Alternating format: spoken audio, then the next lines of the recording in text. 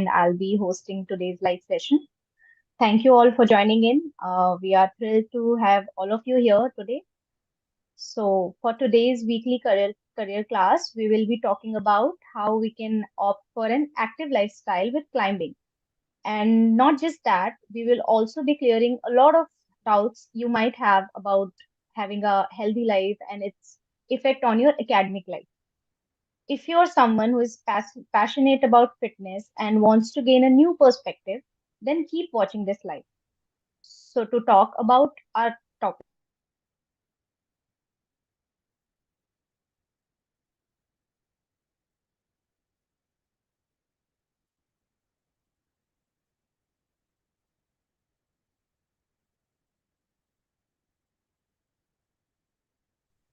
and currently she is a partner at Boulder Box Climbing Center. So, before we start, if you all have any questions, please don't hesitate to use the live chat box to answer or share your thoughts to ask questions and share your thoughts. We will be taking up your questions towards the end of the live session. So let's dive right into our topic today. Welcome, Vrinda. Thank you so much for joining. Uh, Uh, Now you can take over from here. sure. Thanks, Muskan. Thanks for the introduction. Hi, everyone. I'm going to chat a little bit about what it means to have an active lifestyle. How can that supplement your daily life apart from your academics, and also touch a little bit on what it means to have a career in climbing specifically. So I'll dive right into it. Feel free to mention any questions that you might have, and I'll try and take them up right after the presentation. The presentation will be pretty quick. So rock climbing as a career, it sounds pretty bizarre. To be honest, I don't think I would have ever thought of it either, when I was in school or even when I was in college. I've studied graphic design. That's what I've done my undergraduate degree in. It was a 4-year program I studied in the US. And in my final semester, I was introduced to the sport of climbing at the local gym. Um, Within a couple of tries, it was like an instant sort of addiction, you know. There's an aspect of climbing which involves a lot of problem solving. You have to constantly figure out how you're going to get from point A to point B, from, one move to your next move. So that mental problem solving aspect of the sport was something that I was really drawn to, and quite instantly. Um, so I'll talk a little bit more about rock climbing as a career later on in the presentation. I'll walk everyone through my journey first. So yeah, basically I started climbing in the final year of my semester, like I mentioned, in the US, and then I moved back to India shortly after. At the time, there were no climbing gyms in India, or as a pursuit, climbing was fairly unknown as well. There was, a couple of government-run facilities in Delhi. There was the IMF, which is the Indian Mountaineering Federation Foundation. They had a big wall. So that's where I started climbing once I moved back. Climbed there for about 6 to 8 years consistently. And, I'm talking about 2011.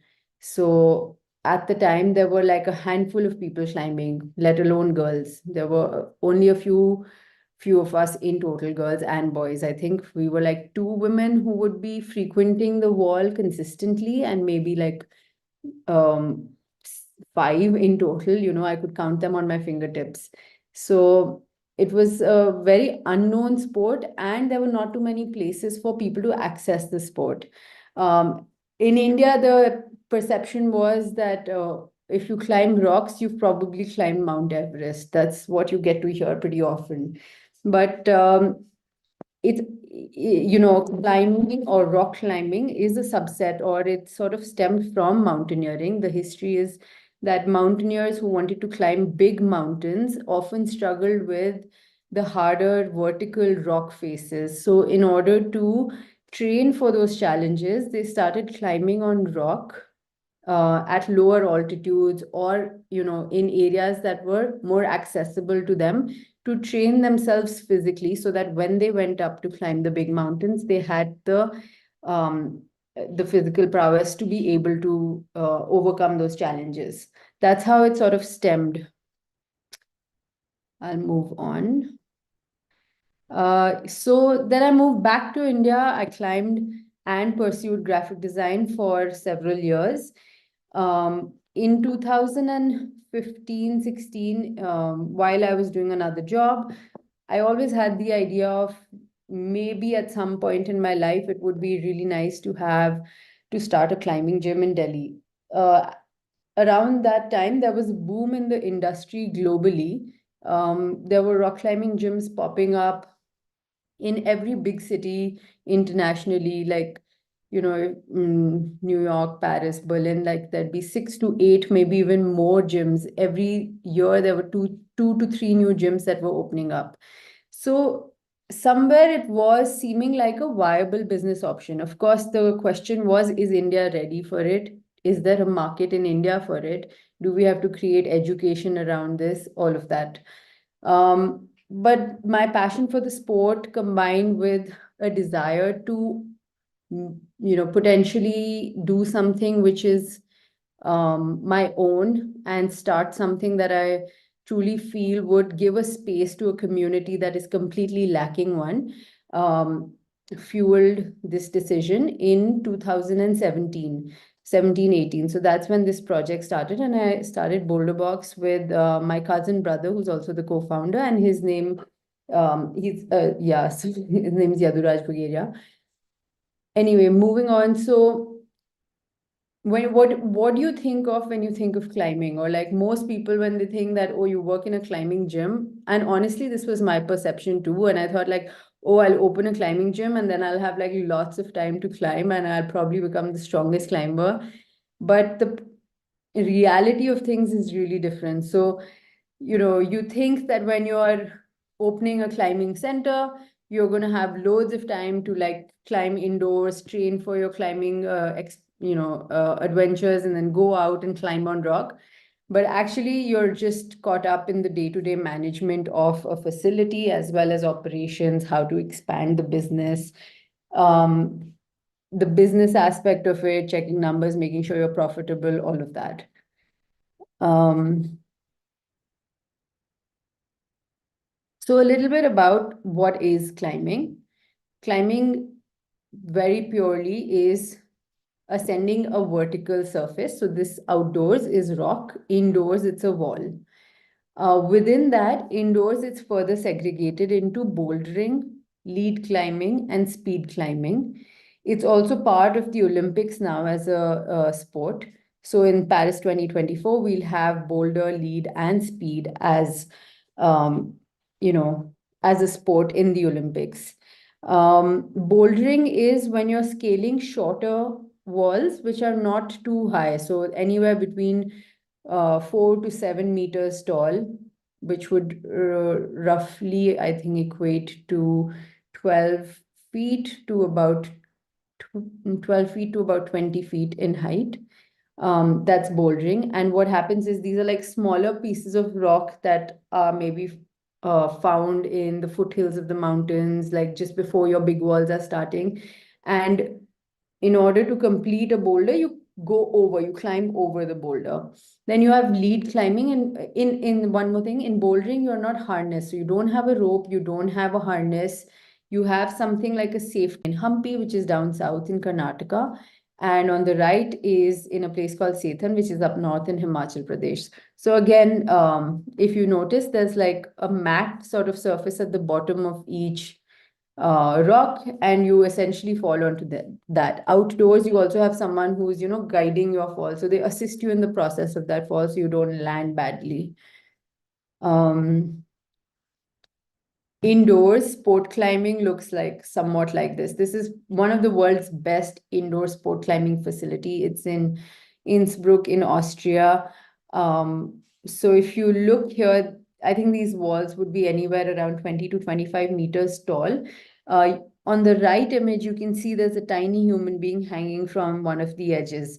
So that gives you some idea of perspective of how tall these walls are. And you notice that they're tied into a rope.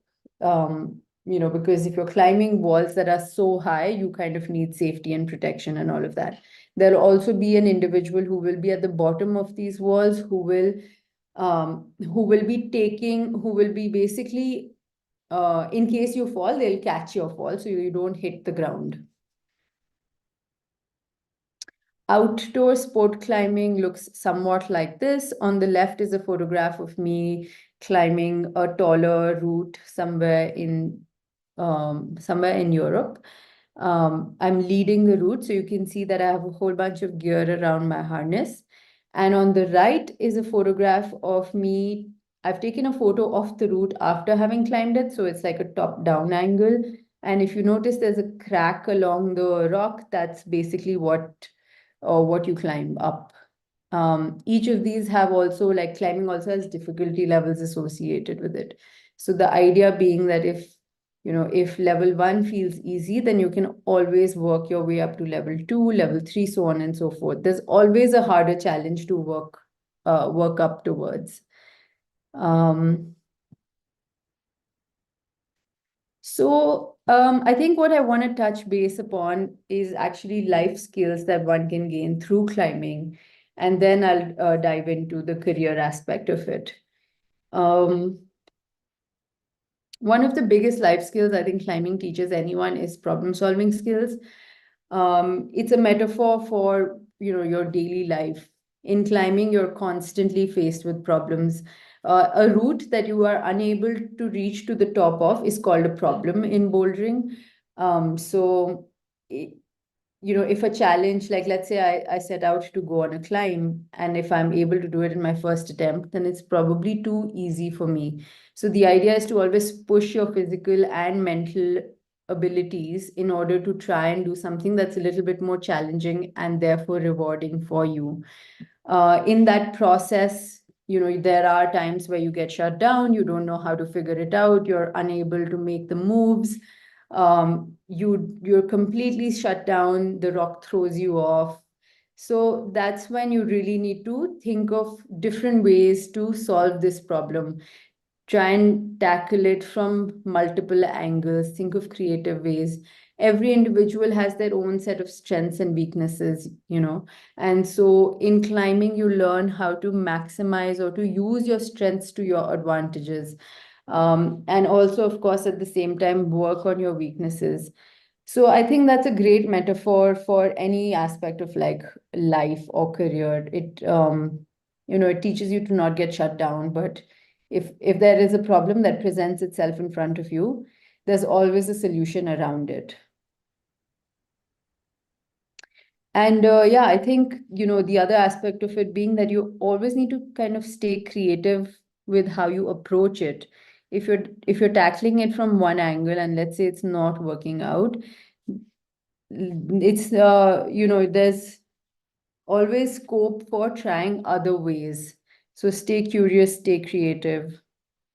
Um, Learning from failure. I think this is another huge one. In life, we often are deterred from failing, like failure is looked down upon, but in climbing, you're 99% of the times you're actually failing. Like most of the times, if you see anyone climbing, they are just falling. Like it's literally just people falling one after the other.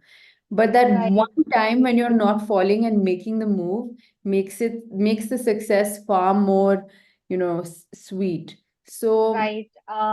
That's the thing. I had a question in my mind. So basically, our students also have felt the same way. So when people hear about climbing, they automatically think of mountains, heights, and the danger that comes with it. So what you suggest to those who are interested but are afraid to start it because of the mindset that comes with it? So I think failure, if the fear is of failure, then that's part of the journey. You have to embrace failure. I think if the fear is height, then it comes from a lot of practice and familiarity. Just going ahead and taking that first step of going to a local climbing gym or going to maybe a rock climbing trip, whatever is accessible to you. I think the first step is very important in order to break away from those preconceived notions of will I be able to do it? What happens if I can't? What would it be like? We kind of Right. build the anticipation of the fear a lot more in our heads than it actually is. So I would say just taking the first step. Right, right. Does that answer your question, Muskan? Yes, yes. So basically, it's more about winning our fears and trying out new things and then exploring how it goes, right?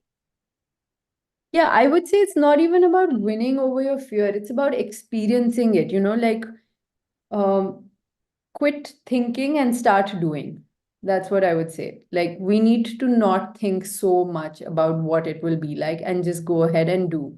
And in the process, of Right, course, right, when I say that, I don't mean that, okay, you see a rock in front of you, you have zero idea of what climbing is. It is a risky sport. So I don't advise like just going ahead and climbing a rock. But if you are going with someone who's um, a professional in the field or has experience, then I think trust in their abilities and everything else will just follow. So a lot of time and log miles on the wall, essentially, like how pilots log mile hours of flying. I think the more hours you can log for climbing, the better you will get at anything. It's like anything that needs practice. all right, all right. But yeah, just going back to this point of failure, I also see that it's a very prevalent point in terms of how women and men sort of approach failure very differently. I have noticed, at the gym that women are a bit more fearful of um, throwing themselves, like it's harder for them to just take leaps or jumps or fall. So an aspect of climbing that's super critical to development, in my opinion, is play. Like play without the burden of what the outcome is going to be like. Even if you fall 100 times, it's okay because the 101st time you attempt it, you're probably going to get it. And I see that it's more and more important with like younger kids who are still developing to learn that it's critical to experience failure, falling, playing, and then see the success that comes out of it. Right, right. Um, Another thing that is super tangible in climbing is goal setting. Like everyone has goals. I have goals in terms of like maybe like my life or career, personal life, all of that. But in climbing, because your goals are very specific, they are a bit more, grade centric or numerical or some, you are able to break them down and set more achievable goals. Like it translates very well if you want to set smart goals, for example, in like a career. Let's say, for example, at a job, you're asked to set smart goals, and sometimes it's hard for us to quantify what will our goals be, and how are we actually going to achieve them. So this is another aspect of goal setting that climbing really helps with is, okay, right now I'm on level 1. This is where I'm weak. These are my strengths. I think in 2 months, if I work towards this, and this, I can get to a level 2. So goal setting is a huge aspect that the sport sort of teaches us, which translates to anyone's day-to-day life, and also like translates to a focused mindset, how to how to stay consistent in your um, goal setting and in your tasks so that you're actually able to achieve those long-term goals, because the long-term goals are harder to achieve. If they take 1 year, 3 years, then it's easy for the mind to deviate, for perceptions to change, goals to evolve, all of that. Moving on. And honestly, like these are all that these are all lessons or aspects of climbing that I feel I hold really close to my heart. There's, of course, a lot more that any sport or climbing in particular teaches you. But the last one, or being that, you know, as a graphic designer, I really relate to this.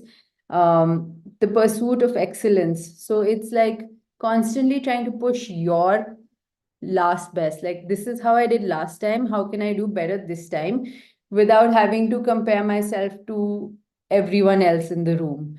There is a competitive aspect to the sport, but I think it's also there's also a very spiritual aspect to the sport, to see where you can do better so that you can become the best version of yourself.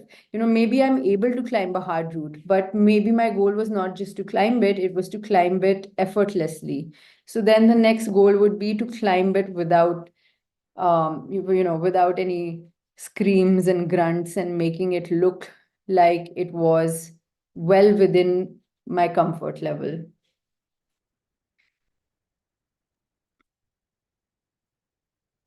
Right. Yeah, and the last one being, oh, So, I think I wrote one, I wrote two last ones. Never mind, sorry. I think they both sort of pertain to the same thing.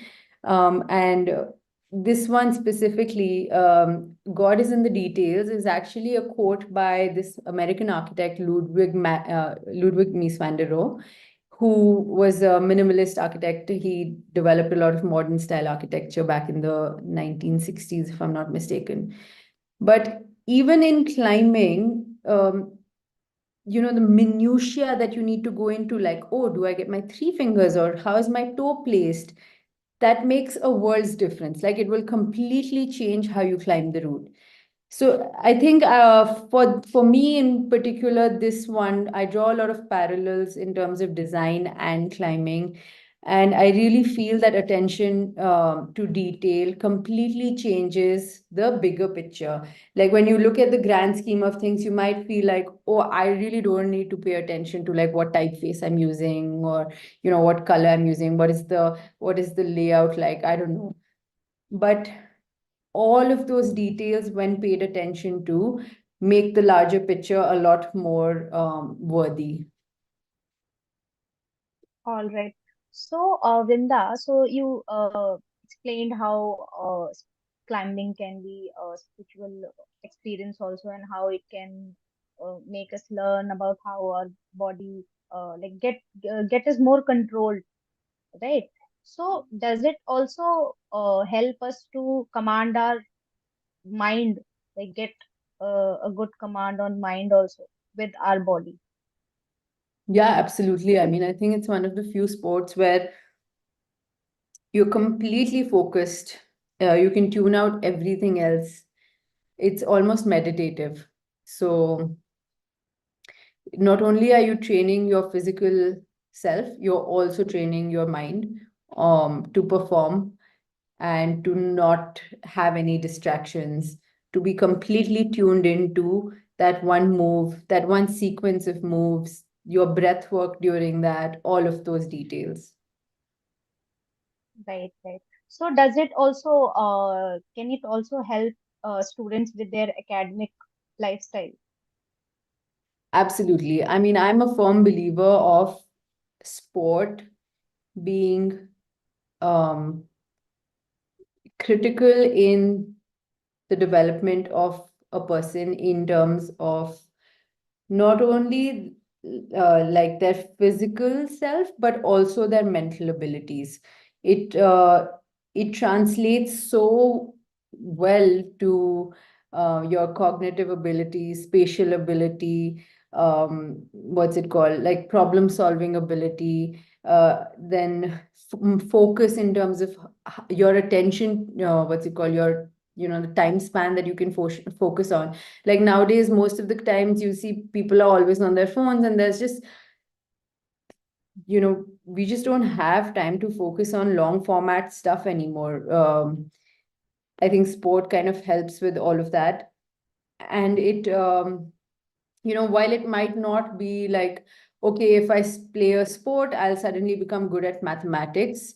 But your overall well being, your mental health, your physical health, will definitely help in how well you do in academia and in life in general, I think.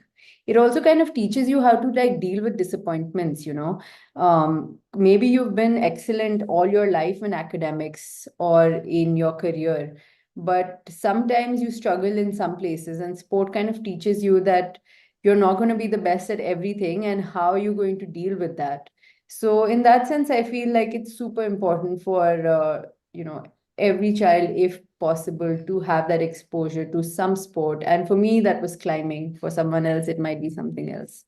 Yes, so I was actually going to ask about the last point you shared, that if someone is really good in their academics and they also are involved in climbing, so how can one handle the failure in the beginning of the climbing? Because the beginners are not very expert and they like there's a time to learn everything. So how can they handle that failure if they are already doing well in their academics and other things? So that not isn't like a point of disappointment for them? So how to win that? I think if you're someone who's generally doing well at everything, the desire to do well is pretty strong. So even if it shuts you down, somewhere you feel the need to do better, you know. And maybe you are disappointed at first, but the disappointment isn't really going to get you anywhere. So I think it only makes sense to overcome that disappointment and stay persistent towards achieving what you're set out to achieve.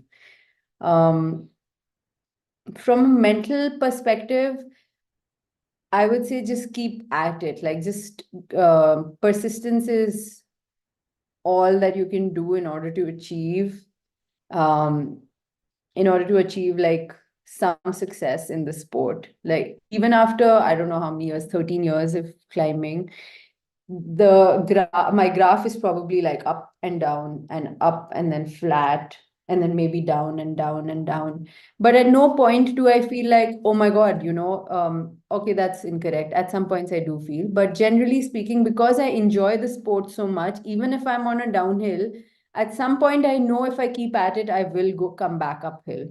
Do you know what I mean? So it's important to have that long term vision and not get disappointed by like just one failure. Right, right. So how do you suggest to keep that patience in our mind?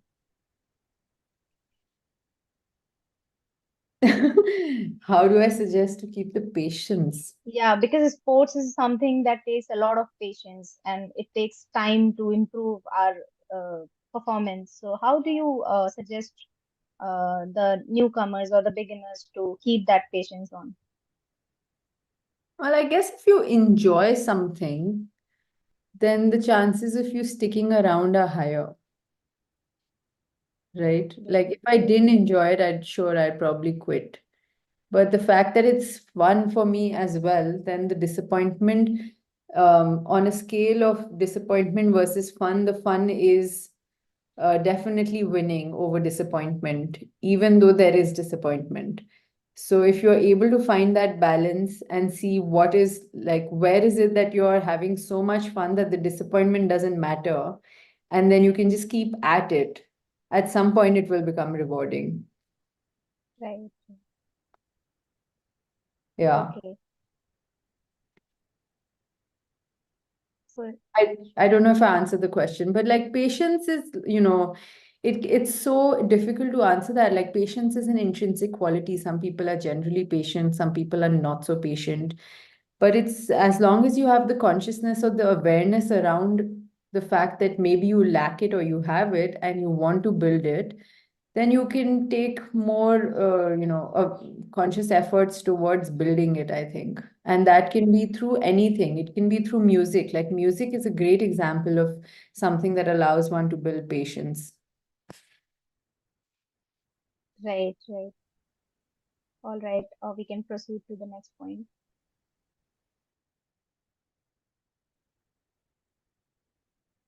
Okay, great. I will start talking about climbing as a career in India or globally. So generally speaking, the climbing as an industry is not a very evolved industry, specifically so in India. I think globally it's starting to gain a lot of recognition as it's entering the mainstream aspect of sports, you know. Initially it was more of a fringe sport, nobody really knew about it. There were a handful of people climbing, not only in India, even globally. So I would say only in the last decade or so are we seeing growth in this space. And as a career option, it's still, if I may say so, a little limited because the ecosystem around it, specifically in India, is not fully developed yet. I think we're getting there. You know, there are 3 gyms in Delhi now. There are climbing festivals that happen in the country now. There are small startups that are trying to do different things around sports now. So all of these initiatives are happening, but we're not nearly where maybe the rest of the world is. Also, it's part of the Olympics. I think I mentioned that earlier on as well. So climbing was part of the Tokyo 2020 Olympics, and now it's going to be part of Paris 2024. So I think the more people are exposed to the sport, the more there will be recognition for it, and the more there will be an ability to have a career around the sport. Currently, the avenues for it are you can either be an athlete, so you climb and you can climb competitively. In India, that means you climb in your zonal competitions, your national competitions. If you're quite young, you could climb at like the Asian Youth or the Asian Games. And if you're really, really good, then you can climb at the World Cups. But in order to compete, it's very sort of um, intensive on resources, and we're not at the stage where we're able to produce world class athletes yet because of lack of, like you saw the facility I showed you, which was one of the best in the world.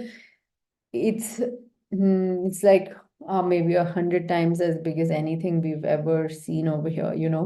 So that level of exposure is hard to get in India right now, but the possibility is there. So you could either be an athlete and compete, or you could be an athlete and also want to try really challenging or some of the hardest maybe uh, climbing routes in India or outside, as you like, and build a portfolio through that. The other challenge is that, when I say that there isn't an ecosystem around the sport, I mean that there are no big brands that exist around climbing yet. Internationally, if you see, there are a whole bunch of like wall making companies, then apparel companies, then technical gear companies, then technical shoe companies, all of that. So a lot of these athletes get sponsorship through them. But even internationally, honestly, if you look at the world-class athletes, they're still pursuing a profession apart from being like maybe your World Cup winners. They'll still be studying like or doing a PhD or something pretty high level in academia as well. So if in case climbing doesn't support their lifestyle requirements, they have, a backup plan essentially. I think in India, we're at a stage where because we don't have too many opportunities, we have the option of creating those opportunities as well. Like, for example, I think for us to start the business was an opportunity because there was none. Of course, the timeline we're looking at will be a lot longer now because nobody knows about climbing, and then to build that awareness takes time. But generally speaking, mm, there is a possibility of starting your own gym or starting something around the business of climbing. Of course, I would say I would highly recommend doing that if you have the complete understanding of what this entails. Other aspects which include professional careers around climbing are you can be either a route setter, which is super, super, super niche. So a route setter is basically an individual who decides what your climbing path is going to be. Like you saw those images of the indoor climbing, and they are color coded. Like you see that There are red, blue, green, lots of different colors on the walls. So a route setter is the person who decides that this is where the blue hole will go, this is where the next blue hole will go, so on and so forth, so that the climber only uses these colors to climb up.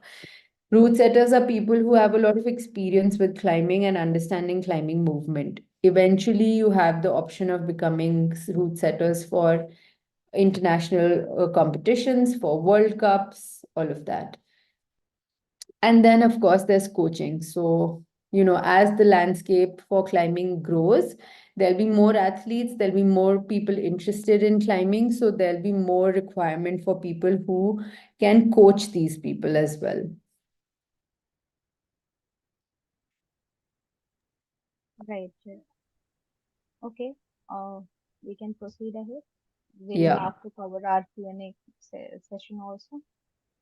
Yeah, so that's it. I think to summarize, rock climbing as a career, you can either be an athlete, you can be a coach, you can be a route setter, you can be a gym owner, you can also be maybe someone in media, like photographing around adventure sports, making documentaries around it.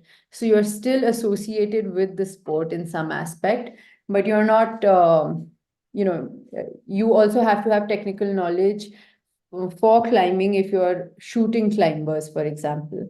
So I think from my perspective, this broadly covers it. Um, we can start for Q&A. Just quickly, I want to tell everyone that thank you for listening to me. I hope I was not talking too much, which didn't make sense. If you have any questions, please do ask. And for all of everyone listening, we have a free session for you guys at the Boulder Box. You can either take a screenshot of this QR code or access it somehow through the YouTube link. And we're located in Vasant Kunj, so feel free to come in and you'll have a introduction session for rock climbing at our center. Okay. Okay. So,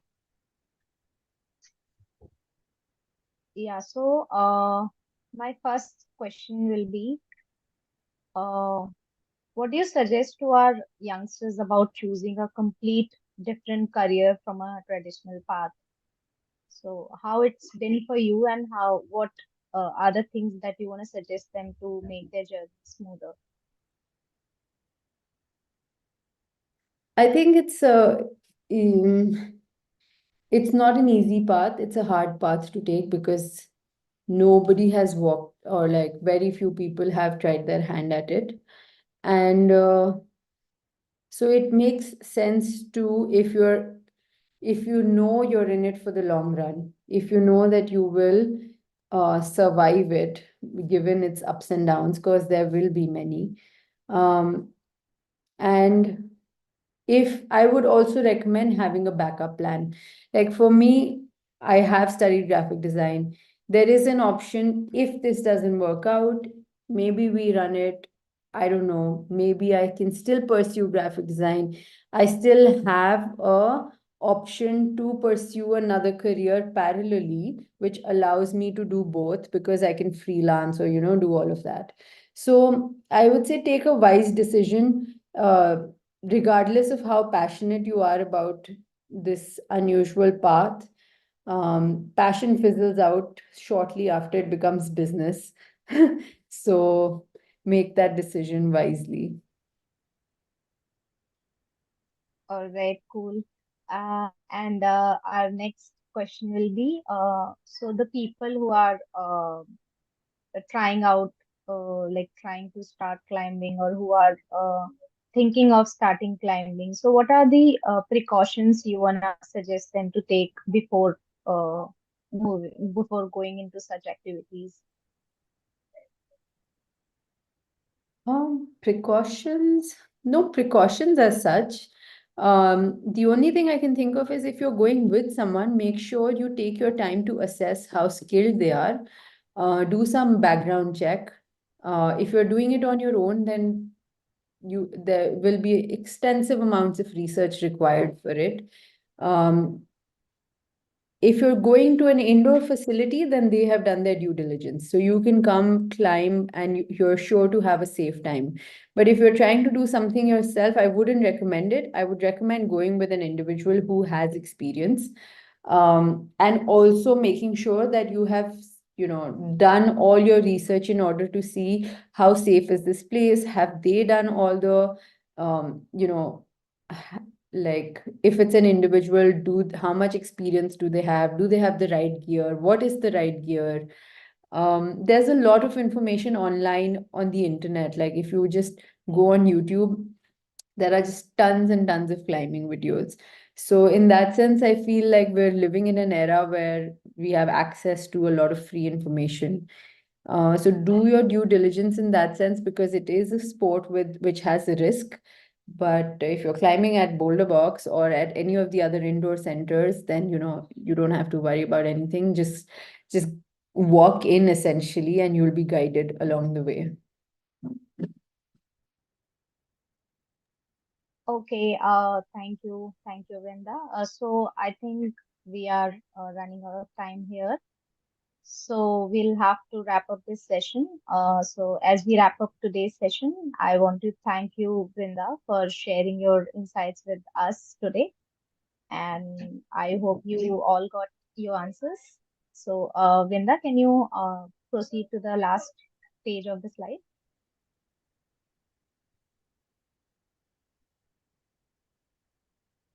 Yeah, do you see it? Thank you. Yeah. So, yeah, if you have any more questions related to this particular topic, so you can simply scan this QR code shown on your screen. You can either take screenshot of this. So it will take you to our web app. There you'll be able to see Ask Me Anything option. So where you can get answers directly from our experts counselors. So go ahead and explore. Don't forget to hit that subscribe button below to stay updated and never miss any of our weekly sessions and other insightful content. Thank you so much all for joining us today. We hope you found this session valuable. Have a fantastic day and we look forward to see you in our next WCC session. Thanks, Muskan. Thanks a lot. Thank you, Thank everyone. you so much, Vrinda. Thank you so much. This was a very great session and it was nice to talk to you. And I hope our audience also liked it as much as I did. I hope so too. Thank you so much. Okay. All Thank right. you. Bye.